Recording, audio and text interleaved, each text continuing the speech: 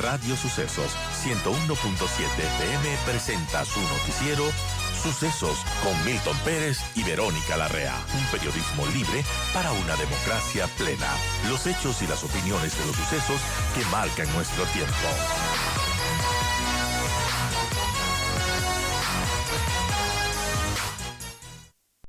Buen día, Vero. Gracias por seguir, amigos, con nosotros. Vamos a seguir con las entrevistas y analizando temas importantes para el país. Hoy la Asamblea Nacional se va a reunir para tomar una decisión política sobre la ley antilavado y presentar una demanda de inconstitucionalidad, como lo anticiparon los sectores de oposición al gobierno. Está con nosotros José Julio Neira, director de la UAFE. Va a ser pieza muy importante la UAFE en la llamada ley antipillos. Gracias, director, por acompañarnos. Buenos días. Está vigente la ley, eso es lo que queda claro. Hasta esta hora, la ley sigue vigente. Buenos días, Milton. Buenos días, Verónica. Muchísimas gracias por la invitación. Correcto, la ley está en el registro oficial. Nosotros estamos trabajando 24/7 para tener el reglamento listo a más tardar antes de que empiece la próxima semana y ponernos a trabajar en combatir el financiamiento ilícito al crimen organizado, que es en realidad la razón por la cual la ley antipillo fue creada. Se ha reducido el debate a una tasa de transferencia del carro usado, pero ese es el relato que han implantado los asambleístas que tienen un pillo en la cárcel. Ahora, la ley antipillos, ¿cómo fortalece o cómo cambia el trabajo que hace la UAFE? De tres diferentes formas que son muy importantes. La primera es el fortalecimiento institucional de la UAFE, que ha sido diluida por los últimos años dentro del viejo Ecuador. Una es la creación de la medida cautelar, que está alineada a la recomendación 4 del GAFI. El GAFI es el Grupo de Acción Financiera, que es un internacional. Desde el 2017 hay 7 casos judicializados de lavado de activos que equivalen a 173 millones de dólares. $0, Milton y Verónica, han entrado a la caja fiscal de esos casos. ¿Por qué? Porque cuando se judicializa la sentencia, las cuentas ya están vacías. Los que lavaron dinero transfirieron todo su dinero durante el proceso de investigación y fiscalización. Entonces, la medida cautelar de carácter administrativa es primordial y clave para combatir el financiamiento al crimen organizado y está sustentada por el COA, artículo 180. La integración de la UAFE vuelve al presidente de la República la capacidad de designar directamente al director de la UAFE. Ese era un tema que se lo perdió en una reforma cambiada por la ley, una reforma hecha por la Asamblea Nacional en la ley de prevención y combate al delito de lavado de activos. Eso fue en julio, pero siempre ha sido la designación del presidente. Era una mañosería de los que tienen la mayoría en la Asamblea de que sea una cuota política. Pero con la determinación del presidente está muy claro, la UAFE es una entidad técnica que su máxima autoridad la pone el Ejecutivo, como siempre ha sido, y así es en todos los países del mundo donde hay una UAFE saludable, técnica y no política. Se buscaba que el presidente envíe una terna a la Asamblea para que la Asamblea sea quien escoja al director de la UAFE. Tal cual como las superintendencias y todos los otros organismos, pero la UAFE es una institución técnica alineada a los principios globales del GAFI y así es como está diseñada en las recomendaciones. Estamos hablando con José Julio Neira, director de la UAFE. Señor director, además de esta ley que menciona fortalece a la UAFE, se crea, por ejemplo, este tema de las sociedades deportivas anónimas. Correcto. Cuéntanos un poco más sobre ese tema y cómo eso va a ayudar en el combate al lavado de activos. Sí, esa es una reforma societaria que estamos haciendo. Algo hay que tener en cuenta, los clubes deportivos actualmente no tienen un ente rector en el lado financiero, solo en el lado deportivo. Entonces, con el cambio de sociedades anónimas deportivas, lo que estamos haciendo es que ellos se alineen a la superintendencia de compañías, que va a ser su ente rector, y van a tener que atacar la normativa de prevención del lavado de activos. En informes técnicos, y lo ha dicho el ex embajador de Estados Unidos, los clubes deportivos en este país son utilizados para lavar dinero porque lo único que captan es efectivo. Y no solamente en este país, pero ¿a quién responden ahora los clubes deportivos? ¿Cómo funcionan económicamente hablando los clubes deportivos hasta hoy? Bueno, hay un informe técnico Primero son sujetos obligados. Vale recalcar que en este país sí hay clubes deportivos que siguen toda la norma de la UAFE para sujetos obligados y reportan mensualmente porque tienen un oficial de cumplimiento. Hay otros que no y esos estamos trabajando, pero con este nuevo cambio van a haber más requerimientos de identificación del dinero, de la debida diligencia, de dónde están captando el dinero y cómo le pagan a sus jugadores. ¿Por qué, si se sabe que en los clubes deportivos hay lavado, es una fuente de lavado, si en el tema de la venta, compra de autos usados hay lavado, ¿dónde están los resultados hasta esta hora? ¿Qué Bueno, se ha hecho para atacar sin ley? Es decir, porque esto es una nueva historia si es que la ley sigue vigente. me llamó mucho la atención tu pregunta, atacar sin ley. La UAF es una entidad técnica. Ujú, Si no está en la ley, si no está en la ujú. norma, la UAF no puede realizar su trabajo preventivo de lavado de activos. Nosotros lo que estamos ahorita enfocado es el fortalecimiento de todo lo que la UAF no ha podido hacer en los últimos años porque no había el interés del Y gobierno. por eso mismo es que la cantidad de personas juzgadas y sentenciadas por lavado de activos es bajísima. Correcto, pero mira, yo lo que te puedo decir en eso es que tenemos un trabajo en equipo junto con Fiscalía y con el Consejo de la Judicatura, porque nosotros, por ejemplo, en la UAFE, cuando recibimos invitaciones de organismos internacionales para capacitaciones técnicas, yo divido todos esos cupos para las tres instituciones para que todos recibamos esa información técnica de los organismos internacionales. Pero hay un punto importante que les quiero tocar hoy día, que es la reforma de la lista de sujetos obligados en esta ley. Estamos incluyendo a los proveedores de activos virtuales como sujetos obligados. Actualmente en este país ellos no son regulados ni normados. Ahora que van a ser, que ya son sujetos obligados, los proveedores de activos virtuales tienen que entregarle la información a la UAFE del originador de la transacción, el intermediario y el beneficiario final y de la debida diligencia que se tuvo que haber hecho para la identificación de esa transacción. ¿Por qué cree que la Asamblea se bajó la ley? Dígame usted, yo lo tengo muy clara, el gobierno del Nuevo Ecuador la tiene muy clara. Estamos fortaleciendo una unidad técnica que ha sido diluida en los últimos años para que no haga su trabajo. Contamos con el apoyo de organismos internacionales. Estamos trabajando de la mano con la Embajada de Estados Unidos y con la Embajada de Italia, y la Embajada de Italia tiene la Guardia de Finanza, que es el grupo de finanzas más grande del mundo Pero y usted más dice, eficiente. pero usted dice que, por ejemplo, se quiere crear el relato de que, por ejemplo, el tema de autos usados Ujú. es un tema absolutamente recaudatorio. La pregunta que yo le hago es, ¿qué sacan subiendo del 1 al 5% del pago de un impuesto para una transacción de un vehículo usado? A ver, es que es algo muy importante. ¿Por qué? Porque la única transferencia de dominio que se está impactando son los carros que se venden arriba de los $50,000, que es Ujú, media gama y alta gama. ujú. No hay un impacto a la clase baja y a la clase media baja que compra o hace la transferencia de dominio de un carro de 20,000 a $50,000. Y eso es muy claro. Nosotros le bajamos la tasa a los carros de hasta $20,000 a punto No, estoy de 75. acuerdo con eso. Y para ser recaudatoria, esto significaría menos del 1,8% anual en la recaudación. Y eso, o sea, los números se dicen que no es una tasa recaudatoria, es Ya, de registro. es de registro. Ujú, ¿Dónde? A ver, no sé cómo plantear esta pregunta porque no me quiero ir al tema si es o no es recaudatorio, porque creo que lo ujú, de fondo es detectar ilícitos de lavado ujú, en el tema de la compra-venta de autos. sí.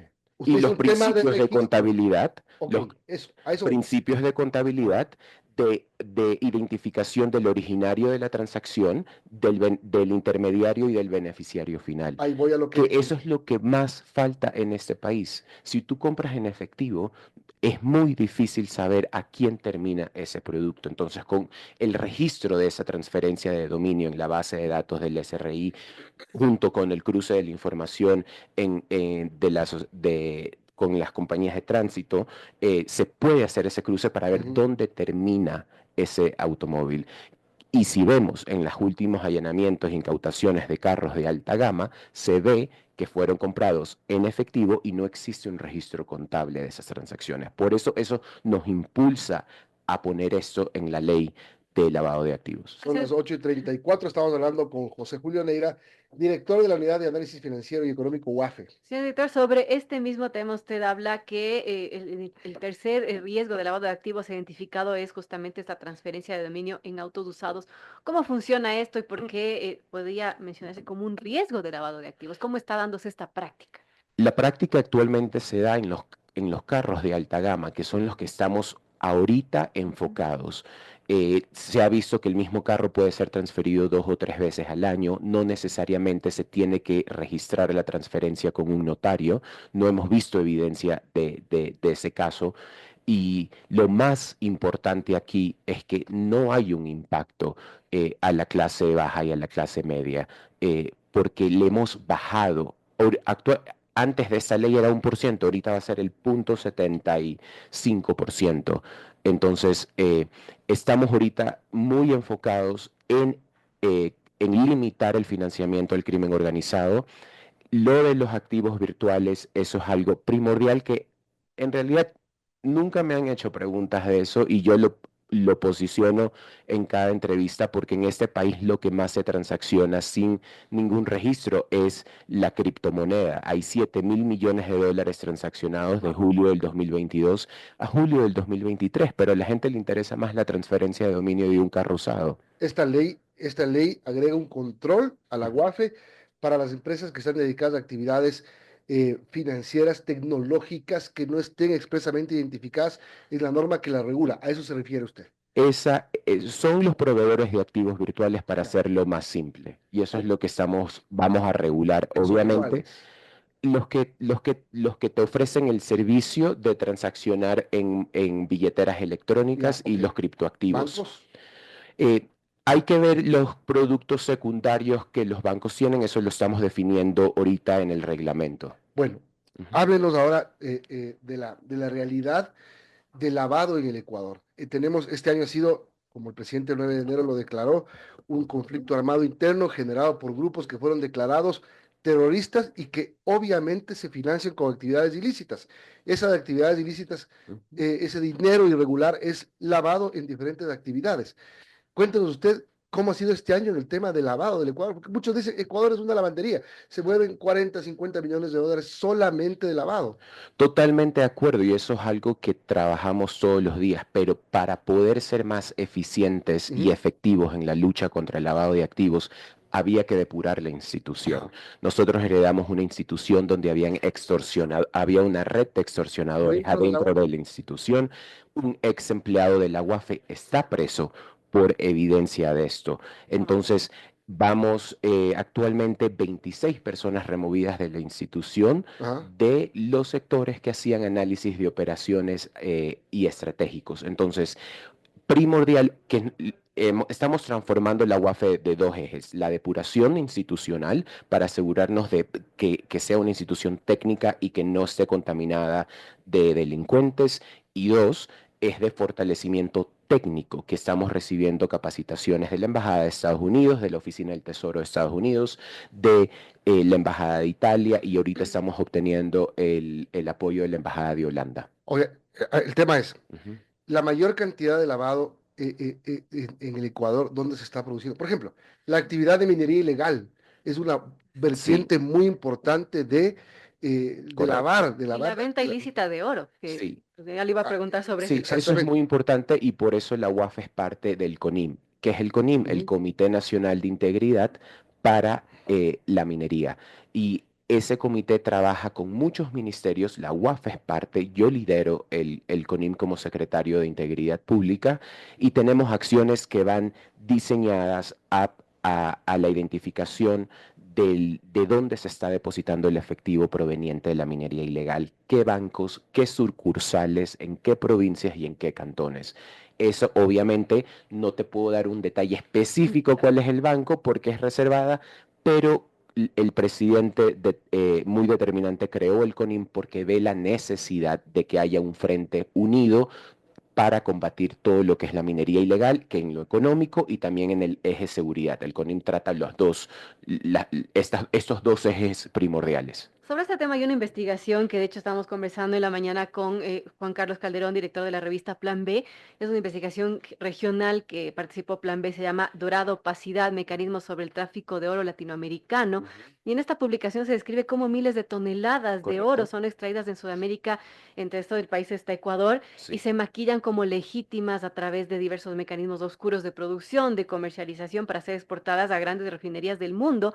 En el caso del Ecuador, por ejemplo, uno de los mecanismos develados tiene que ver con exportaciones de compañías de reciente creación que se convirtieron en menos de 3 años sí, en las mayores exportadoras de oro del país, superando incluso a firmas que estaban ya décadas en el sector, la mayoría, por ejemplo, fundadas en la provincia del Oro, pero con direcciones que no existen, registros financieros escasos. Es raro cómo se les puede pasar a las autoridades este tipo de casos, por ejemplo, de estas empresas que exportan millones claro. de dinero y toneladas de oro. Sí, Verónica, no es raro, es la ceguera voluntaria que el viejo Ecuador tenía. ¿Por qué? Porque no tenía fortalecidas las entidades de regulación y control. Lo que hemos estado trabajando en este año con el presidente Noboa es fortalecer todas las entidades de regulación y control. El SRI ya de hace desactivado como entre 200 y 250 RUCs que se dedicaban a exportar y a transaccionar con oro porque no tenían los registros necesarios. Trabajamos con el ARCOM justamente para fortalecer todo. Como parte del CONIM, estamos implementando acciones donde todas las entidades que participan en la cadena minera tengan acceso a la información. Algo que es indignante es que el SENAE no tiene acceso al permiso que otorga el ARCOM, que el viceministerio de Minas no tenía acceso a la información del SRI. Eso es lo que en el Nuevo Ecuador estamos haciendo, transparentando procesos, haciendo el cruce de información entre las entidades de regulación y control. ¿Para qué? Para el beneficio de todos los ecuatorianos. Los recursos naturales que se están saliendo ilegalmente del país no solo nos impacta en lo económico, pero también en la seguridad, porque es utilizado por el crimen organizado. Así Un es. gramo de oro es mucho más caro que un Que la gramo de cocaína, cocaína. por supuesto. Entonces, eso es lo que estamos tratando, no estamos tratando, estamos trabajando en combatir día a día. Recién llevamos 45 días de creados, estamos actualizando 12 cuerpos legales, 16 normativas que fueron diseñadas para el abuso de los que están a favor de la minería ilegal y les estamos haciendo la vida imposible con la actualización de todos esos procesos. Bien, muchísimas gracias, José Julio Neira, el director de la UAFE, por habernos acompañado hoy. Tema bien importante, sin duda, porque aquí lo que se necesita es cortar las fuentes de financiamiento de los grupos terroristas, de los grupos de delincuencia organizada, que los disfrazan en actividades que son lícitas. Ujú. Ahí es por donde se filtran, y eso es el blanqueo o el lavado. Gracias, buenos días. Gracias, buenos días. Son las 8:42. Tenga cuidado porque ya están produciendo accidentes de tránsito. El otro día hubo 25 accidentes en una mañana, y hoy está lloviendo o ha llovido en varias partes del país, de la ciudad. Washington Martínez, director de la AMT, va a venir con nosotros a conversar enseguida.